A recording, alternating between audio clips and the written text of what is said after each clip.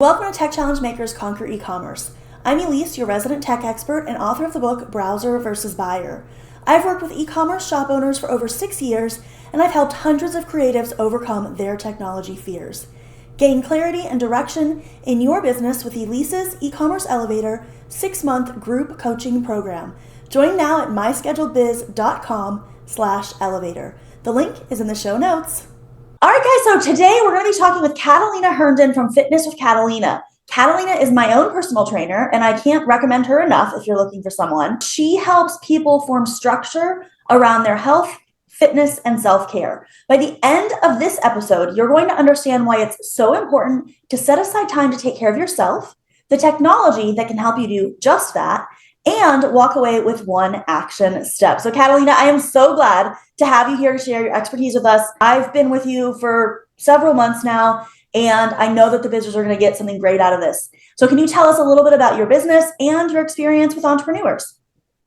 Absolutely. Thank you so much for having me, Elise. So yes, I've been a personal trainer for about 9 years now, and that started in person at one of my small local gyms up the road here.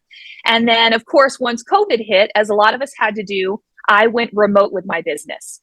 And because of that, I became an entrepreneur myself. I had to do marketing, I had to do advertising, do a lot of content creating. And so because of that, I had to learn those ropes from scratch. And I think in doing so, as you described, entrepreneurship was a whole new game for me. And becoming your own small business guru was very much a learning process for a gym rat like myself. And so I was my own first client, actually. And I fell in love with the process. I recognized the benefits of taking care of your health, wellness, and self-care. And I wanted to give that back to my community and then to the larger community that I became a part of. And so thank you for letting me share that. I appreciate it.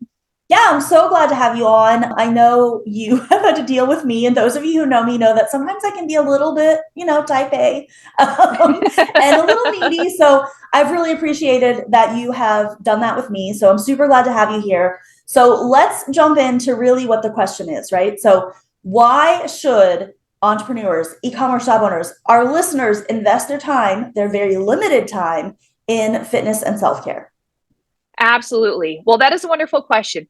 At the end of the day, first of all, I think what I'm going to do is I'm going to start with a quote that I heard, and I'm not going to get it exactly right. And unfortunately, I won't be able to cite the author that I heard it from. But you need to make time for health, or you will have to make time for illness. And I think that that has been proven time and time again, especially during the pandemic, right? Oftentimes, we don't really have a choice in that matter. If you're going to get sick, you're going to get sick. But there are certain things that we can certainly prevent. And I think that investing in your health, wellness, and self-care is a surefire way to help prevent those things. So what I will do, however, is cite my grandfather, who's a carpenter. And what he taught us all, from his children to his grandkids, is when you're building a house, you've got to start with the foundation. And I believe that your health, wellness, and self-care are the foundation of your house. As entrepreneurs and business people, and as you know, my friend, you have a lot of responsibility, both for your business and for your family. And it's very easy to put yourself last, not even second or third, but last after all of those different things that you have responsibility for.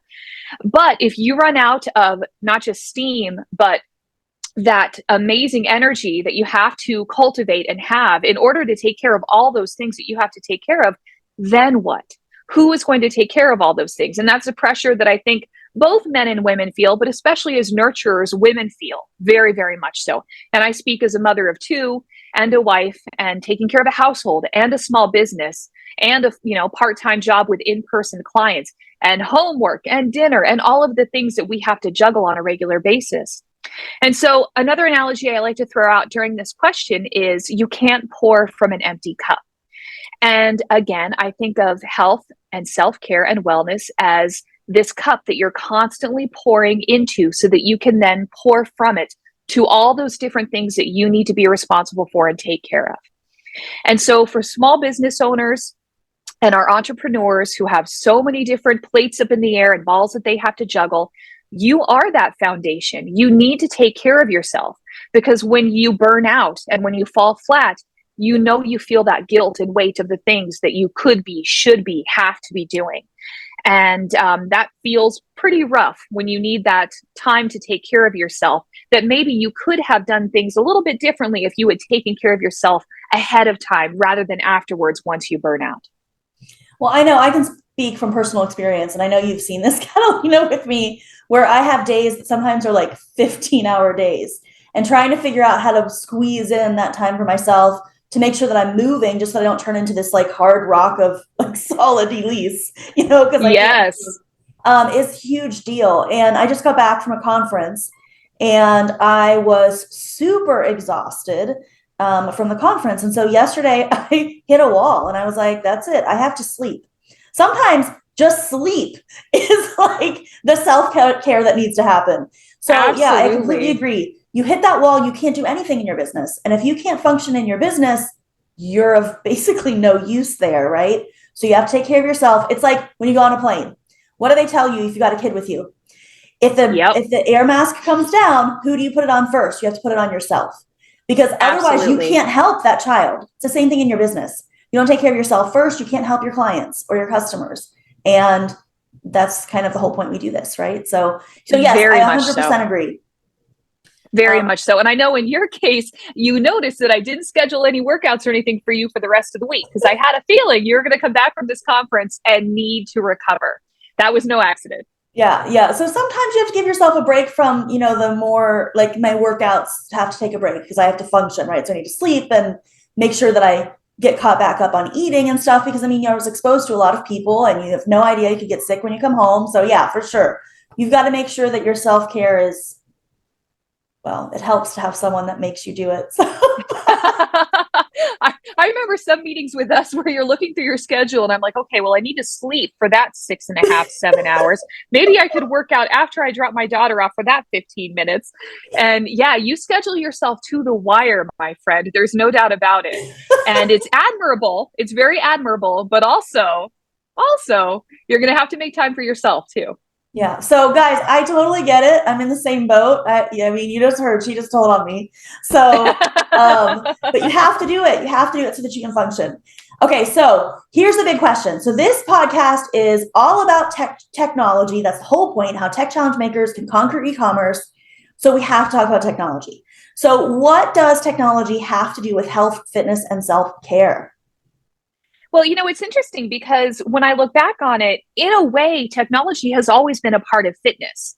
I remember videotapes that you used to buy that had, body pump and Les Mills and different things like that. And so in the industry, technology was always there and always trying to deliver health and fitness and wellness to people in different ways as it evolved. And I think that there was a slow and steady incline over the years as technology was changing. There were apps available, MyFitnessPal, meditation apps, different things like that were slowly evolving. But then once COVID hit, that evolution went through the roof. It was you got to evolve, we got to make this happen, and we have to deliver our services to clients very quickly. I'm grateful for that because I work with a company called Kickoff, which is how we met each other, that helps deliver personal trainers to clients and help connect people that way in a way that takes all the pressure off the personal trainers. I'm not a computer, I am very computer literate, but I'm not a programmer. I'm not great at all that different kind of things. And so I can't develop my own app and then spend all the money to put it out there and market it and advertise it. And so there are companies like Kickoff that can help the infrastructure part of that, just happen. And I'm grateful for that kind of a thing. I think that a lot of different people out there who may not have the time to go to gyms, or who can go to gyms but don't want to write their own programs, who maybe don't know what to do once they get to the gym, or who don't have the time to put out a very specific meal plan every single week. Technology can really be your friend when it comes to that. It can be a matter of connecting you to a personal trainer like myself or somebody who fits your personality and have them do all that work for you. And then that person can help hold you accountable, make sure that you're doing what you should be doing, give you a gentle push when they see that you're not. And just in general, be that, I call it an accountability buddy. Okay, they're gonna help hold you accountable to the things that you said you were going to do when you had that drive and motivation, and then help you develop the discipline along the way. At the end of the day, any good personal trainer should be a teacher and educator, and they should help you learn how to do those things yourself. Technology should just be a pathway to help them deliver that to you. Now, some people might want a lot more support. Like Elise and I, we meet every single week, right? And we do an amazing job of strategizing, brainstorming, making sure that you have all the support that you need so that for that week, you feel like you can do what you need to do.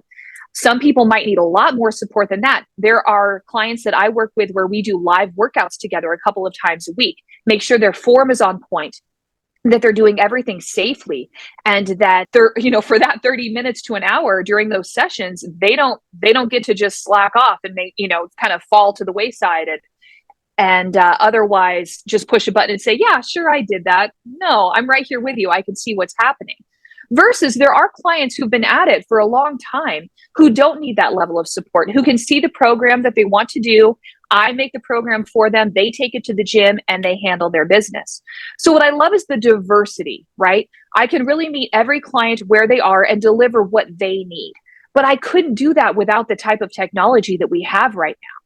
I'm here in Tucson, Arizona. I love training people here in person, but it wasn't until the pandemic that I really used the technology available to me in order to reach people all across North America. I have clients in Canada as well, all across the United States. And I even had a client in Mexico.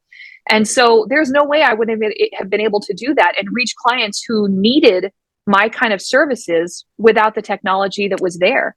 And I love that. So everything from YouTube to just tracking your calories with MyFitnessPal, people have a lot of different options available at their fingertips if only they would use it. Even Pinterest, right? You can look up different options as far as quick dinner ideas. I did that just last night. I ran out of ideas. I was sick of hearing, what's for dinner? What's for dinner? And I'm like, you know what? Let's throw something completely new on the table. And everybody loved it. And so there's so many different options available. And being kind of weary of technology when it comes to fitness and health might be holding you back from that next step you could take to push yourself forward a little bit. Well, and as busy entrepreneurs, we all know time is an issue. We've already talked about that a little bit. And I will say one thing that I really appreciate about being able to have you help me through Zoom and other technologies is that it means I don't have to take the time to go to the gym or to go somewhere else, right? So it lessens the amount of time I have to spend on it. So if I want to do a 30-minute workout, guess what? It takes me 30 minutes, not 15 minutes to go to the gym, 30 minutes to do the workout, and then 15 minutes to come home. And for me, that additional time of going somewhere specific to do my workout was a huge hindrance because I have trouble finding 15 minutes some days, like you said earlier, let alone an hour. And so the time just wasn't a possibility for me. But for us, what we ended up doing is I actually have 2 tiny miniature workouts so that I can fit it easier into my schedule. So I think that's one of the things that's so great about it is it really gives you that opportunity to figure out what your schedule is, what you can actually manage, and then have someone help you do it. Or like you said, you can look on YouTube or whatever else as well. Absolutely. The reality is if it doesn't fit into your lifestyle, it's not going to work. There's no point trying to force a round peg through a square hole. And I think the technology, it should be that, right? It should be something that's helping you, not hindering you. Exactly. Okay, so we have 2 more questions. And this one is kind of my favorite question because every time I have someone come on the podcast, they cannot do what I'm asking for. And I know you're not going to be able to do it either. So the question is, what is one thing that every listener should implement today when it comes to their health? You are not wrong. You know me very well, my friend. And the reason I'm breaking your rule here is because health and wellness are very dynamic.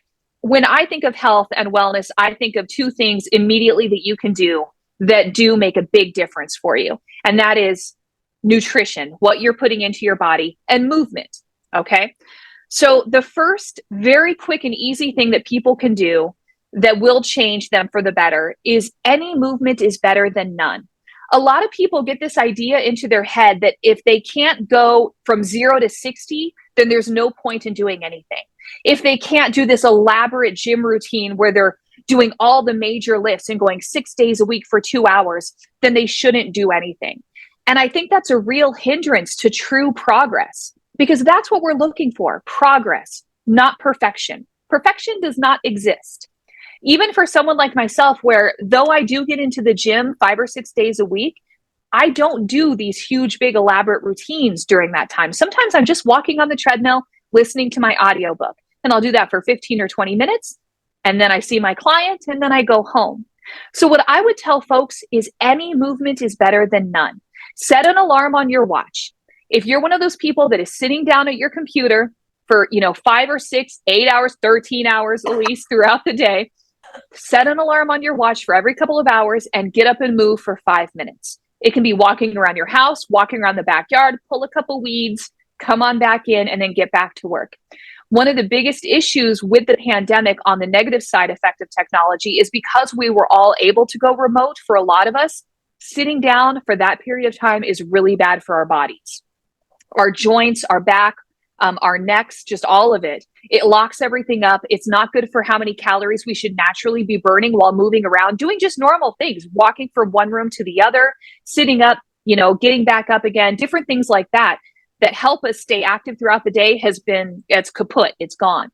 And so any movement is going to be better than none. Do anything that you can to get up and moving today. The second part, we'll call that 0.20, all right, is don't think about subtracting from your diet. And when I say diet, I don't mean, Weight Watchers, Jenny Craig, different things like that. I think about the foods you eat normally throughout the day. And that can include anything that you're currently eating, good or bad. A diet just is. So don't think about subtracting from your diet, because a lot of people get into this whole, well, I'll never be able to eat this again, or I'll never be able to go out with friends and eat this again. And that's not the type of nutrition plan that I recommend. A true nutrition plan is sustainable. It includes holiday meals and going out with friends and sharing birthday cakes together. Food is a part of our culture and it should be enjoyed. So rather than thinking about subtracting and the things that you'll never get to do again, think about adding to your diet. Think about adding lean protein, healthy fats, and lots of vegetables. Eat the rainbow, as I like to say, okay? Find something that you enjoy, add to it, roast up some vegetables. Find something that your kids enjoy and beat that like crazy. Because if your kids enjoy vegetables, find that and make that happen, a lot of it. All right, we just did some new style green beans last night and the kids ate everything without me having to ask them. And I was like, what is this magic right here? We need to recreate it, because that doesn't happen all the time. So rather than thinking about subtracting from your diet, add to it. Proteins and veggies are key. And that's my 1 and 0.2 answers to that question. So I know for me, this has been huge. I know that I gain weight when I eat a lot of carbs. And so in the past, what I've done is I've said, I can't have carbs. I can't have this. I can't have that. But it's funny how that word can't makes you feel like someone else is forcing their will on you, when instead you say, I don't want that, or you focus on what you are going to have instead. So I'm going to have green beans, or I'm going to have this, and you don't have that inner voice of the things you can't have. It makes a huge difference in what you're looking at. So for me, this is the same advice that Catalina gave to me. Focus on your protein, focus on your veggies. And I was really surprised to find out that I was not eating anywhere close to enough protein. And so now when I go to get food, I think about my protein first. It's not that I can't have, a popsicle or something. It's just I eat my chicken and I eat my green beans first. And then when you get full, you're not as tempted to eat a whole bag of potato chips, right? Absolutely. So you start with the things that you know that you want to eat, because it's not what you should do. It's what you want to do, right? You want to be healthier. You want to be more fit. So I want to eat the protein and the veggies first. And then if I'm still hungry, I can have that tiny little thing that maybe you're not supposed to have, right? So yeah, the variety I think is a lot easier to manage than, no, Elise, don't eat this, don't eat that. Very true. Yeah, that kind of that voice in your head that is oftentimes dictated by diet culture from like the 90s and back in the day, that has put all these misinformation and bad thoughts in our head about what, as you said, we should or shouldn't do. There really is no good and bad. As you said beautifully, it's just, how does it make you feel? And at the end of the day, I really dislike some of the feelings that those foods give me. Overeating and going to bed with that full ucky feeling just doesn't feel good for me anymore. I'm kind of too old for that. I've learned my lesson. I've learned my lesson over the years. Yeah. Well, I think that one tip is amazing. So our one tip is that you should move, and that you should focus on eating the things that you want to focus on, right? Like, don't be telling yourself these narratives about how you can't have things. Absolutely, yes. And if you do, you do. Don't beat yourself up about it. Move on. Tomorrow's always a new day. Okay? Yes, exactly. That was aimed at me. I felt that. You're like, oh shoot, we didn't go over that beforehand either. Okay, so that is it. Those are our questions. Catalina, I want to thank you so much for joining us and for giving the business these tips. If any of you want to connect with Catalina, I know she has a few ways to connect. You've got a website. It's Catalina Herndon. Catalina's with a C. And all these links, of course, will be in the podcast or YouTube, wherever you're listening to us. You've also got your own YouTube channel. Facebook and Instagram are the best for social. Is that correct? Correct. Yes. I'm doing the best I can to stay consistent, and you give me so much inspiration with that. I honestly burnt out this past year on posting consistently, and you inspired me to just be more consistent and more playful with it. And I think that makes a big difference for me. So Fitness with Catalina with underscores in between the words is my Instagram and Facebook. And those are the best ways to see my content and get a hold of me there. And you guys know I love YouTube and everything, and Catalina has some stuff over there, so check her out. Again, thank you so much for joining us, and I can't wait to see you for our next session. Absolutely. I'm so glad that you had a wonderful conference. Welcome back, Elise, and thank you so much for having me. I truly appreciate it. If you like what we're doing here at Tech Challenge Makers Conquer E-commerce, and it's helping you gain clarity and direction in your business, you should check out Elise's e-commerce elevator. In this 6-month group coaching program, I'll guide you through the ins and outs of building a business for purchase conversion. You'll also get to join up with a small group of other e-commerce shop owners who are focused on building exponential growth and reaching the right audience. Head over to myscheduledbiz.com/elevator and join us. We welcome a limited number of new members every 6 months, and by signing up today, you'll reserve your spot. Thanks for listening. See you next week right here on Tech Challenge Makers Conquer E-commerce.